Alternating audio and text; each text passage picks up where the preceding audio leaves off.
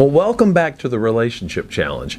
You know, Lisa, over the course of 3 months, we've talked about we've talked about so many things that can help us do relationships the way that we want. Yeah. The deeper connections, understanding each other better. Right. You know, one of the things we're going to talk about today, we kind of waited till the end because you call this the what? I call this the Holy Grail of relationships, because if we get this one right, and we have to build muscles in all these areas, but if we get this one right, we're going to take your relationship to a whole different level. The Holy Grail of relationships is empathy. Oh boy, empathy. But here's the thing, like we all feel like we already know what empathy is. Some of us. We even think that we're good at empathizing a lot of times. But are you going to reference another study where we find out that no one understands what empathy is? No, I'm not going to do that. But well, let's be honest though. Some of us do get confused. I mean, if you don't do this for a living, you go, wait a minute, which one's empathy? Because a lot of times this can be confused with sympathy. Right. Like, oh yeah, I agree with you. I understand. You know, I want to be nice to you. I mean, that's what some people think of when we talk about empathy. That's not empathy. Right. Empathy is putting yourself in someone else's shoes. Absolutely. Right? It's understanding where someone else is coming from. It's taking the time to really learn about how did they get there in their thinking and what was driving their behaviors. Again, we've already said it. It doesn't mean that you agree with them. It doesn't even mean that you would respond or behave in the same way. But empathy is, I'm gonna put myself in your shoes in a way that I start understanding how you're thinking and how you're responding, like what your behaviors are looking like. Now I get it. Like they're starting to make sense to me. Now you already said this.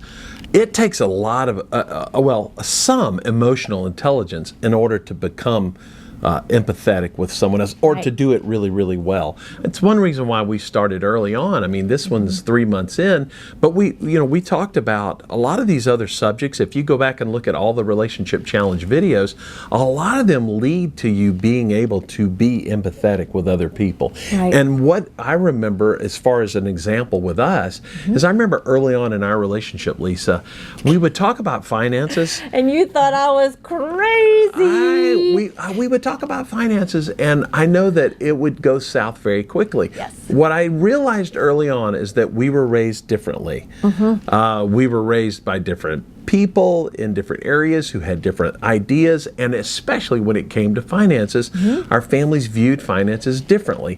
And not necessarily wrong in any way, but just differently. And so it kind of helped. It was hard for us to get on the same page when it came to finances. It's a great reminder for me because early on, I'm not sure that I was exercising empathy because I never really understood what you had gone through. I never really studied that, and I didn't understand why you were acting the way you were acting. Now, when we finally did genograms in grad school, and I remember learning about your family and a couple of generations, and the light bulb went off. I was able to be empathetic because I saw what you had gone through, what your families had gone through, and how it shaped you guys in viewing finances.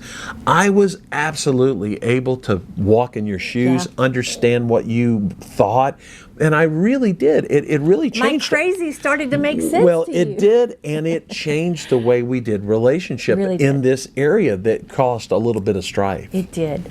In the book of John, in chapter 15, verse 13, it talks about how there is no greater love for other people than when we lay our life down for them. So part of how we lay our life down is to put our thoughts aside, to put our emotional stuff aside. In fact, I would say part of what keeps us from being able to be empathetic is when we can't put our emotions aside. That's what gets in the way oftentimes. That's right. But when we put our stuff aside and we focus on the other person so much that we do start to learn all those things that you were starting to learn about me. Because you didn't think I was crazy anymore. You actually started to say things like, it makes sense to me. Yeah. why you would be anxious, or you would say, it sounds like this was really hard for you.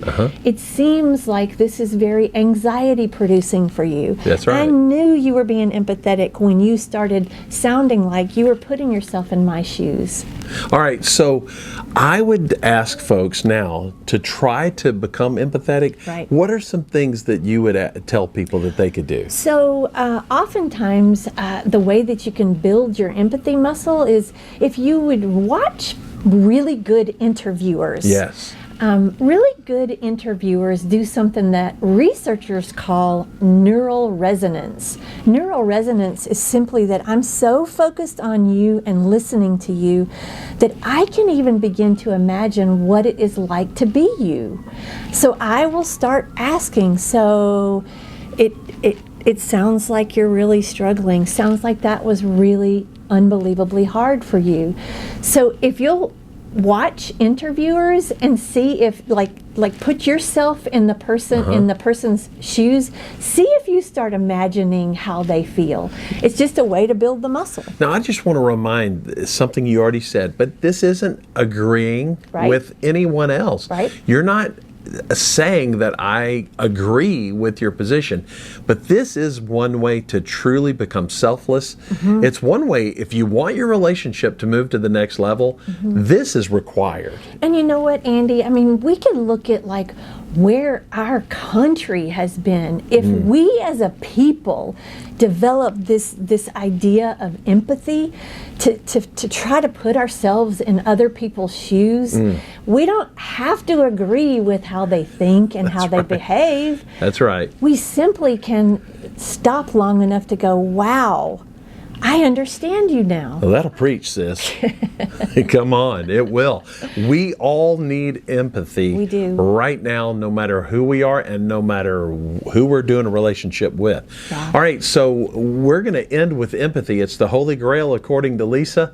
We do know that it will make a difference in your relationship. Lisa, as people move forward, I would just give them this one last thing. You may be going, well, what are we doing next week for the relationship challenge? Here's your challenge. So what if you went back to think of the 3 topics that we talked about over the last 3 months and think about the ones that were the hardest for you. Yes. So maybe over the summer what you do is you go back to those ones that were so hard and you either find other resources or you dig in a little bit deeper. Maybe you do seek out a counselor or a mentor that would give you feedback, that would help you see things from a different perspective, that would ask you the tough questions to help you build muscles in that area. And the main thing is, and we've learned this over time, you've got to keep it right in front of you. Yes. We tend to drift if you don't challenge yourself in some way. Yep. For those of you who do this perfectly, we look forward to watching your videos Yes, for the do. next relationship challenge.